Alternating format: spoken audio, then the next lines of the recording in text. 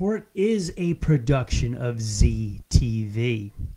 The NHRA and Southern Modifieds opened their seasons over the weekend.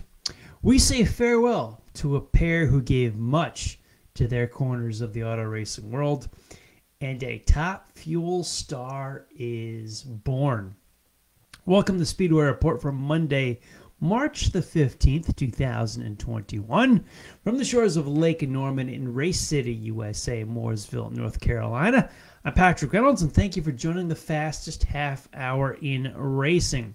We have a YouTube channel. I encourage you to subscribe to it.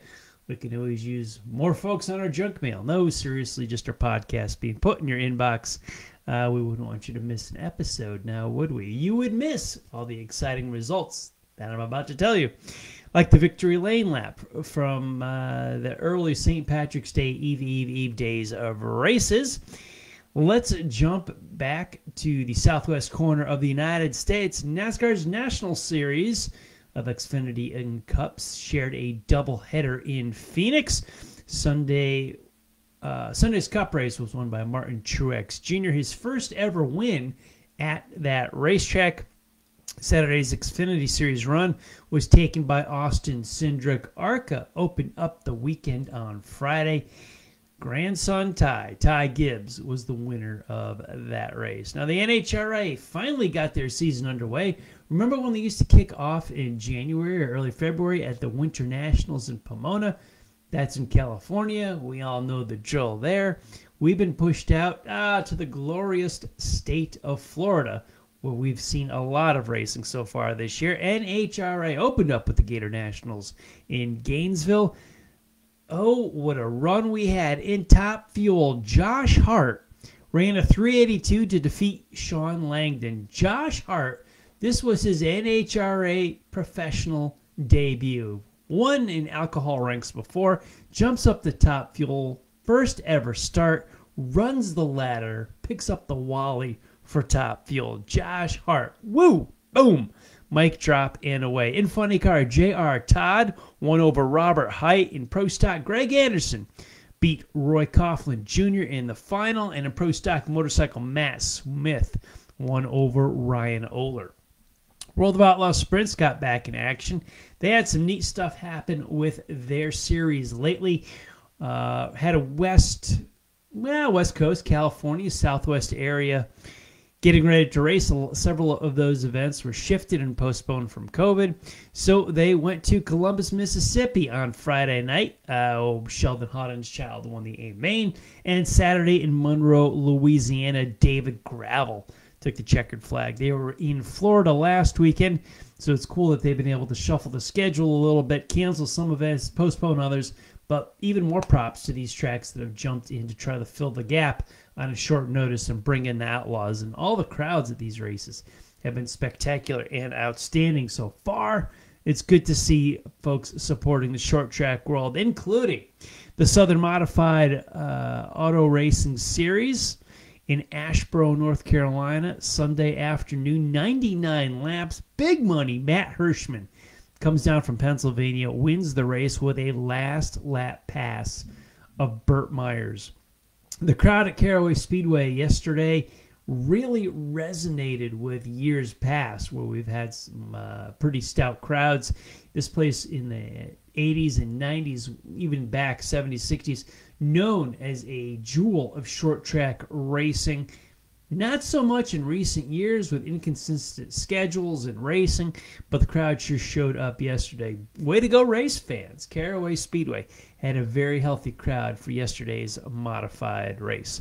And in Opp, Alabama, the South Alabama Speedway, they ran the big Rattler weekend. The Baby Rattler 125 for Pro Late models on Saturday was grabbed by Steven Nasse. And Ty Majeski won yesterday's big Rattler 250. Majeski is now the only four-time winner of the Rattler. I told you, my socks were blown off by Josh Hart.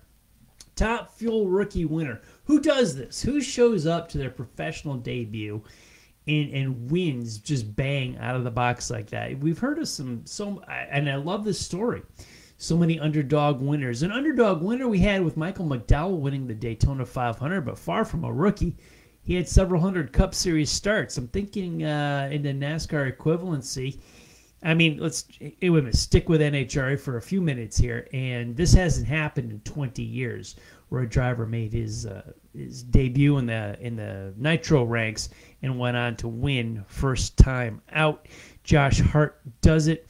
I'm thinking Trevor Bayne in the 2011 Daytona 500 did it in his second career Cup Series start, even though he had starts in NASCAR's feeder series before. Some of the big upsets in the world. Derek Cope winning the Daytona 500. Greg Sacks winning the Firecracker 400. I don't know. You can throw a few more out here where you just did not see this coming out of left field. And, wow, suddenly we've got this winner. Josh Hart, wow. He was almost speechless at the end of it. He's come up through the ladder ranks himself. Lots of drag racing experience, but to just step into Top Fuel, what a great story. Racing needs a shot, more stories like this. I love these shots. I talk about, so many things, sometimes week after week. Kyle Busch touches a nerve every so often, or a Busch brother, or whoever is in the news. What do we got? Stages and playoffs and Cup, which every few weeks cycle around. I got to complain about that, or just the way they're running the sport. Some decisions in IndyCar. There's some sports car racing. My goodness, in the short track world, gosh, I just love this story. We need the positivity. I complain plenty right here. Feel good stories like this. I gotta love them. Josh Hart, outstanding job yesterday, winning in his Top Fuel debut. Let's talk about some hardworking folks as well. Tommy Baldwin Racing. No, not the Cup stuff, the modified stuff. Yeah, the modified stuff. What a weekend they had. Let's talk about this a little bit. I shared this story on my Facebook page. We'll travel back in time, walk you through the fine folks at Tommy Baldwin Racing. This is how racing often goes. People see the victory lane shots and the champagne and the number ones up in victory lane, and everybody's awesome and fantastic.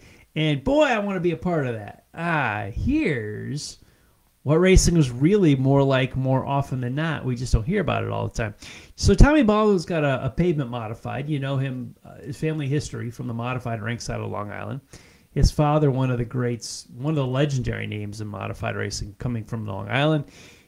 Tommy Baldwin Jr., former team owner, crew chief, Daytona 500 winning crew chief at that. Writes, Caleb Heady never drove a modified before, and really pretty much a Legends car driver. So Baldwin puts him in his modified for the weekend. These things, some of the fender fans on my broadcasts here, these open-wheeled steamroller tires, monster horsepower cars, they go to Caraway to go testing for Sunday's Smart Race. Ended up wrecking during the test. Wrecking, not a little bit. Wrecked hard. Crash hard. Clip the car. We got to clip the car. So they take it over to Jamie Tomano's shop. He had a front clip that would fit, and he had a jig open. So they test on Friday, wreck the car. At Friday night, they've got the car stripped down to the frame, at least on the nose, and on the jig. Friday night. They finished it back up. New clip, putting it back together 5 a.m. They went to the track on Saturday and practiced a little bit. Now, they got some sleep overnight, Saturday to Sunday. Qualified 10th, finished 5th on Sunday. Boy, these guys were tired. This is the kind of work that goes into really racing, is the unglamorous, bruised knuckle, torn fingernail, grease, tired, exhaustion, and you keep digging all-nighters and put the car together. I raced, it reminds me of a story when I was racing dirt sportsman cars. I was working on Bobby Knipe's pit crew at Middletown, New York, and we raced Friday night at Fonda Speedway.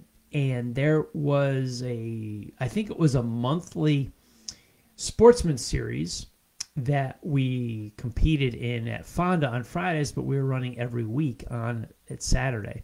So Ricky Mill this year was our big competitor in the sportsman ranks at Middletown, New York, Orange County Speedway.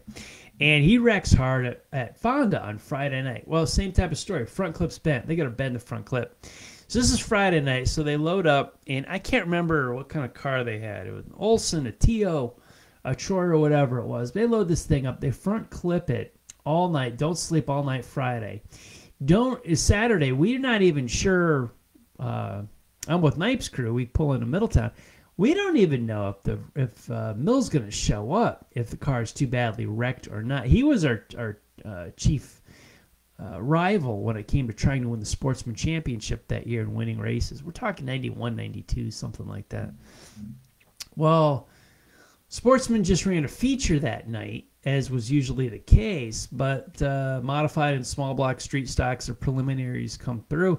Partway through the racing program, there's no Ricky Mill, until they show up with the car.